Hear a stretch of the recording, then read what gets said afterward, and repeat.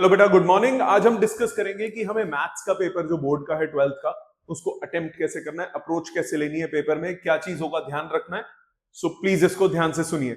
Mathematics के paper में attempt करने से पहले सबसे पहली चीज आप ये याद रखिए कि अगर आप किसी एक पर्टिकुलर पैटर्न को फॉलो करते हैं, ऑलरेडी करते आ रहे हैं, you are very much into it. जैसे कि मैं पहले आपने सपोज आप कहते हैं कि मैं स्टार्टिंग से करूंगा एंड तक या एंड से करूंगा स्टार्टिंग तक, तो आप प्लीज अपना पैटर्न चेंज नहीं कीजिए।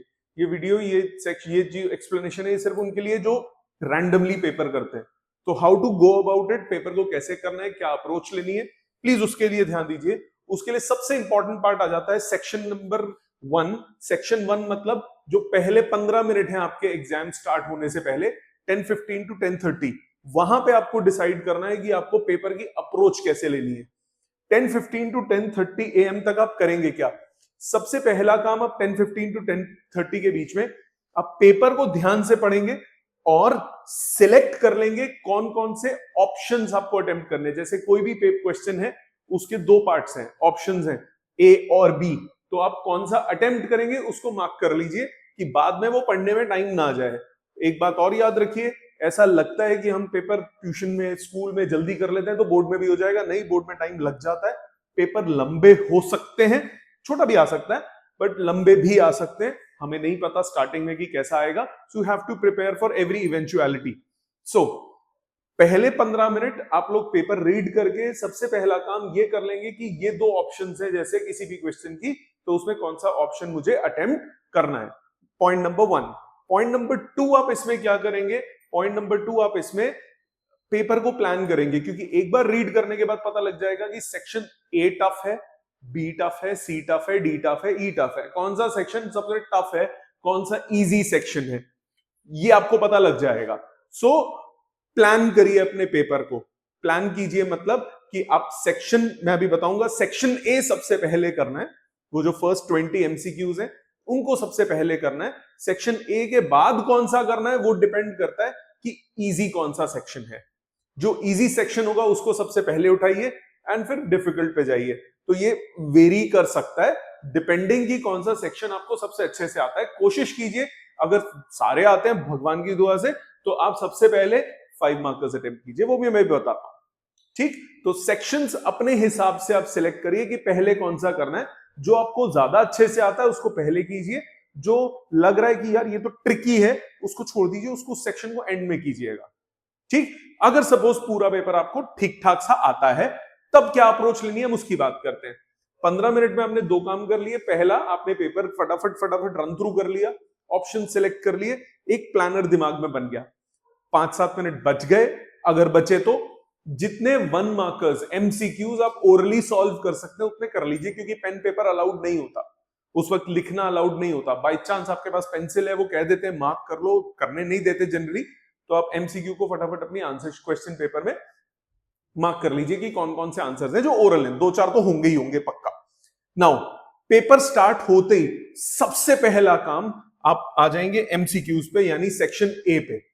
सबसे पहला काम, एंड मेक श्योर कि आप टाइम लिमिट को फॉलो करें। 15 मिनट से ऊपर इस सेक्शन में नहीं लगने चाहिए एट एनी कॉस्ट। 15 मिनट से ऊपर नहीं लगने चाहिए। अगर लग रहे हैं छोड़ना मत, अगर लग रहे हैं तो आपको स्पीड बढ़ानी पड़ेगी अपनी। आप स्लो नहीं कर सकते, आपको स्पीड बढ़ानी पड़ेगी। सो अपना टाइम का थोड़ा सा ध्यान रखिए। 15 मिनट्स इस सेक्शन के लिए मोर देन इनफ है। अभी तक आप पेपर्स भी करते हो तो बहुत बड़े बड़े क्वेश्चंस नहीं होते, छोटे होते हैं। बाई चांस किसी क्वेश्चन में अटक जाओ, रुकना मत, छोड़ देना, मार्क करना, जगह छोड़ देना आंसर शीट पे, आगे चले जाना। 15 मिनट से ऊपर आप इस पे नहीं लगाएंगे। टाइम लिमिट पे आप ध्यान रखेंगे, स्टिक करेंगे। अगर आप किसी भी क्वेश्चन पे स्टक कर जाएं, छोड़ दीजिए, आगे चलिए, रुकिएगा मत। 15 मिनट से ऊपर इस सेक्शन में नहीं लगेंगे। अगर आप 2-4 क्वेश्चंस आपके फंस रहे हैं, हो सकता है फंस जाए, नहीं पता होता, पर मार्क माय वर्ड्स, अगर आप पढ़े हैं ना तो पेपर के एंड में जब रिलैक्स हो जाओगे ना, सारा पेपर हो जाएगा, तो वो भी हो जाएंगे। सो थोड़ी देर के लिए उनको छोड़ दीजिए और फटाफट आगे चलिए। ठीक है, तो सेक्शन ए सबसे पहले होगा और ये 15 मिनट से ऊपर नहीं लेगा। इसके बाद कंसिडरिंग कि आपको तीनों सेक्शंस आते हैं, सेक्शन डी पे आ जाएंगे। सेक्शन डी जो 5 मार्कर्स हैं, 5 मार्कर्स के मात्र 4 क्वेश्चंस होते हैं। सब में 2 में ऑप्शंस भी होती हैं। 4 क्वेश्चंस में आप सबसे पहले इन 4 क्वेश्चंस को करेंगे 5 मार्क के।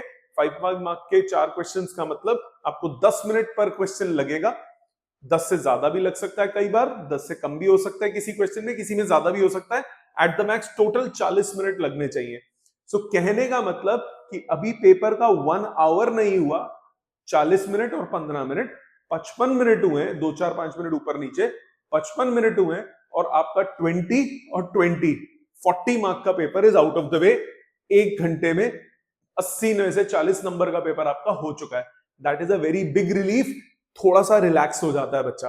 तो इसीलिए सेक्शन ए और section D number of questions भी कम हो गए, क्योंकि 20 क्वेश्चंस और 24 क्वेश्चंस आप कर चुके हो।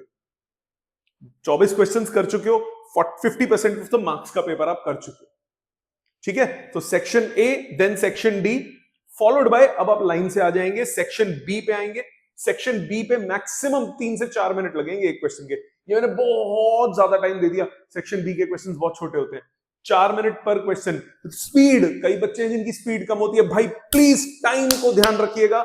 मैं इसीलिए सेक्शन वाइज टाइम बता रहा हूं कि इतना मिनट पर क्वेश्चन, इतने मिनट का एक सेक्शन। मैंने ये नहीं लिखा कि 10:15 से 10:30 तक इतना, क्योंकि आप डायनेमिक होगा वहां पे पेपर में कौन सा सेक्शन इजी है वो आप पहले कर रहे होगे। सो पर मिनट पर question 4 minute, at the max 5 question होते हैं, तो 20 मिनट में ये सेक्शन आपका कंप्लीट होना चाहिए, सेक्शन बी। इसके बाद आ जाएंगे सेक्शन सी पे, इस पे टाइम ज्यादा लगता है। सेक्शन सी पे टाइम ज्यादा लगता है। अभी 20 मिनट होने के बाद 55 मिनट पहले 20 मिनट, 1 घंटा 15 मिनट हो चुका है। सेक्शन सी में कई क्वेश्चंस जनरली लंबे भी आ जाते हैं, तो सेक्शन सी में आपको 6 से 7 मिनट पर क्वेश्चन लगेंगे। 7 6 42, 2-3 मिनट का buffer, 45 minutes at the max, मतलब 2 घंटे में सारे सेक्शंस खत्म। सिर्फ कौन सा बचा? Case studies. तो ये प्लीज मेक श्योर 2 घंटे में आपका ये ए बी सी डी चारों सेक्शंस कंप्लीट हो। ऑर्डर में हो, आपकी चॉइस है, 2 4 5 मिनट ऊपर नीचे चलेगा, बट स्पीड अपनी उस हिसाब से बना के चलिएगा। राइटिंग मत गंदी कीजिएगा, साफ साफ लिखिएगा, जगह खुली यूज कीजिए, कोई दिक्कत नहीं है, शीट्स फुल ऑन मिलती हैं। इसके बाद आ जाएंगे लास्ट सेक्शन बी पे, सॉरी सेक्शन ई पे, विच इज केस स्टडी। इसको ध्यान से पढ़ के कीजिएगा, 10 मिनट लगेंगे हर केस स्टडी में। तमीज से पढ़ के कीजिएगा, 10 के 12 भी लग सकते हैं, किसी में कम भी लग सकते हैं, तो 30 मिनट्स इसमें लगेंगे। तो आपका 2.5 घंटे में ये पेपर कंप्लीट होगा। सो एक बार समराइज कर देता हूं। सेक्शन ए जो है, ऑर्डर आप चेंज कर सकते हैं, 15 मिनट सेक्शन ए का ऑर्डर सबसे पहले कीजिएगा, क्योंकि सेक्शन ए सबसे पहले करने को क्यों बोल रहा हूं, एक तो नंबर ऑफ क्वेश्चंस बहुत ज्यादा होते हैं, जो कि आपका प्रेशर रिलीज कर देगा अगर वो एक आउट ऑफ द वे हो जाएगा बहुत जल्दी। सो सेक्शन ए आपका 15 मिनट लेगा, फिर section B 20 minutes, section C 45 minutes, section D 40 minutes and section E 30 minutes. ये अप डाउन आप कर सकते हो, डिपेंडिंग कौन सा आसान है वो पहले। फिर बोल रहा हूं, जो मुश्किल क्वेश्चन लगे, जो नहीं हो रहा हो, जो नहीं स्ट्राइक कर रहा हो, छोड़ देना, जगह छोड़ देना। जगह नहीं भी छोड़ोगे बाद में कर लेना, मार्क कर लेना, भूलना मत करने के लिए, मार्क कर लेना, एंड में जाके कर लेना, बट रुकना मत पेपर में। तो टोटल 2.5 घंटे का है, लास्ट 30 मिनट्स आपका रिविजन टाइम। 2 4 5 मिनट अगर इधर से लेने भी पड़ जाए किसी सेक्शन को, डजंट मैटर।